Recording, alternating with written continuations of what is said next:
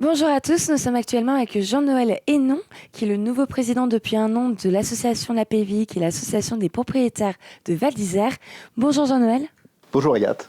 Alors, on a l'association des propriétaires de Val d'Isère, qui est quand même une association unique. Est-ce que vous pouvez me rappeler un peu l'intérêt de cette association ? Bien sûr, juste quelques éléments de contexte. Association loi 1901, uniquement des bénévoles, uniquement des gens passionnés de Val d'Isère qui constituent le conseil d'administration. Aucune décision n'est prise par un des membres, mais c'est une direction totalement collégiale. Voilà ce que l'on fait.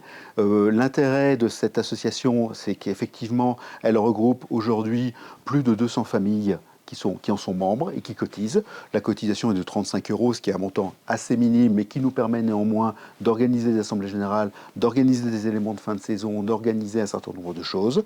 Donc ça nous paraît intéressant. Et pourquoi est-ce que c'est unique ? Tout simplement parce que Val d'Isère a une caractéristique, c'est que c'est d'abord un village, premier élément. Et on est mobilisé au sein de cette association pour préserver, autant que faire se peut, cette vie de village. Ça, c'est important pour nous. Qu'est-ce qu'on entend par vie de village ? On entend d'abord une ville ou un village qui fonctionne à l'année, avec une école, avec des commerces, avec une offre de restauration, qui peut être minime en dehors de la saison d'hiver ou de la saison d'été, mais qui a le mérite d'exister. Donc ça, pour nous, on est attaché à ça. Et on est également tous émotionnellement attachés à Val d'Isère, puisque c'est un endroit où on investit et également où on passe des vacances.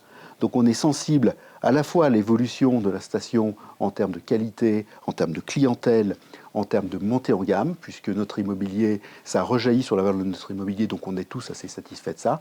Néanmoins, on veut quand même pouvoir continuer à en profiter, puisqu'à la différence d'un investissement en bourse, par exemple, là, on vient et on en profite. Donc voilà un peu ce qu'on essaye de faire. Voilà pourquoi on s'est regroupé en association.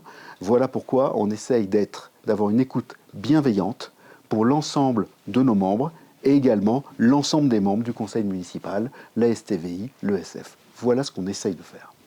Et c'est vrai que vous l'avez rappelé, donc c'est voilà l'idée de préserver l'esprit du village parce que même si Val d'Isère a une renommée internationale, ça reste un petit village et c'est aussi pourquoi il y a pas mal de clients, de vacanciers qui viennent pour ce côté, cet aspect village.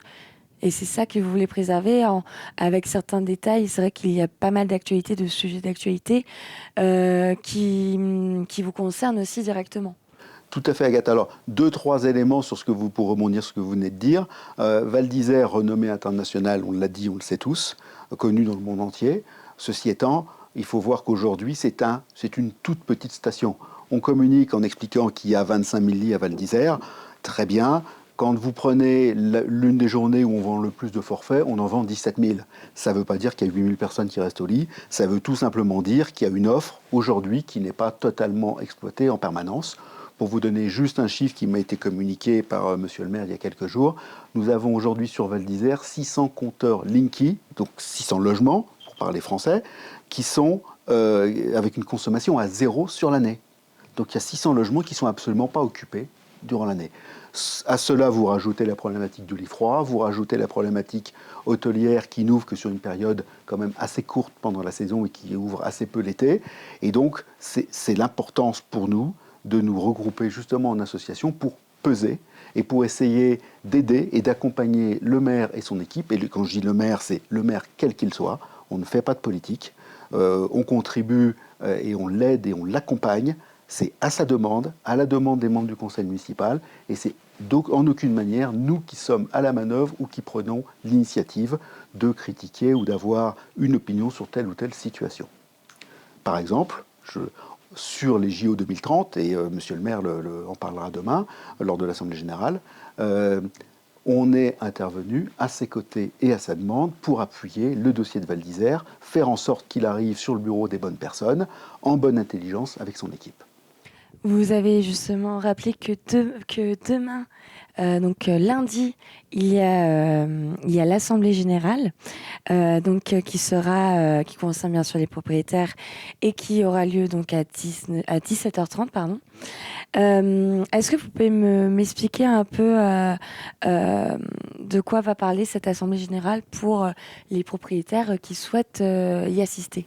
Bien entendu. Donc l'Assemblée générale, nous avons convié les membres de notre association ou ceux qui souhaitent bien évidemment adhérer à 17h30, d'accord, en vue de démarrer une Assemblée générale à 18h.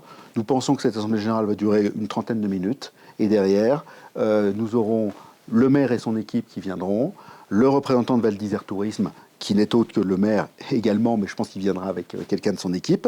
Nous aurons également le président de la STVI qui viendra et qui fera un point sur les investissements réalisés sur l'année écoulée. Et nous avons également un représentant de l'ESF, puisque nous sommes particulièrement attachés à développer une bonne relation avec l'ESF. L'une des raisons qui nous pousse à faire ça, c'est que quand il s'agit de préparer les pistes pour le critérium, vous lisez le dernier ski chrono, vous voyez que Franck Trioulier explique qu'il a mis 150 moniteurs pour préparer les pistes pour le critérium. Nous, on est assez sensibles à ce genre d'effort. Et puis il y a aussi un autre point dont vous allez peut-être forcément parler dans cette Assemblée générale, c'est le fameux sujet, le lien entre Tignes et Val d'Isère. C'est un sujet qui aussi vous touche et qui est important aussi pour votre association. Tout à fait. La difficulté, sans rentrer dans le détail, et je laisserai bien entendu à Monsieur le maire le soin d'expliquer où il en est des relations entre Tignes et Val d'Isère, mais aujourd'hui, les faits sont les suivants. Nous avons sur le domaine de Val d'Isère une partie importante de skieurs qui achètent son forfait et est logé et consomme à Tignes. Nous avons 3 remontées mécaniques qui partent de Tignes pour se déverser directement sur notre domaine skiable. Et il n'y a pas aujourd'hui de péréquation financière pour prendre en compte ce déséquilibre entre les recettes d'un côté et la localisation des recettes et les coûts inhérents à l'entretien et à l'investissement dans un domaine skiable. Donc il y a un certain nombre de débats qui sont en cours, mais tant qu'il y avait un même opérateur qui est la Compagnie des Alpes sur les 2 domaines skiables, il pouvait y avoir une sorte de compensation sur les budgets d'investissement. Aujourd'hui, vu la décision qui a été prise par la commune de Tignes, ce n'est plus le cas. Donc ça veut dire qu'il faudrait éviter que Val d'Isère puisse être, je vais être un peu grossier, la variable d'ajustement, d'accord, permettant de valider le business model de nos amis de Tignes, que ce soit en termes d'offres hôtelières ou de choix d'opérateurs de remontée mécanique. Donc c'est un sujet qu'on retrouvera parmi les autres sujets qui ont une forme de débat durant l'Assemblée générale, avec bien sûr la présence, comme vous l'avez dit, de Monsieur le maire, de l'ESF, aussi la STVI. Et donc l'Assemblée générale se déroulera donc lundi à 17h30. Et merci beaucoup en tout cas Jean-Noël d'avoir été avec nous. Merci beaucoup Agathe et je vous dis donc à lundi.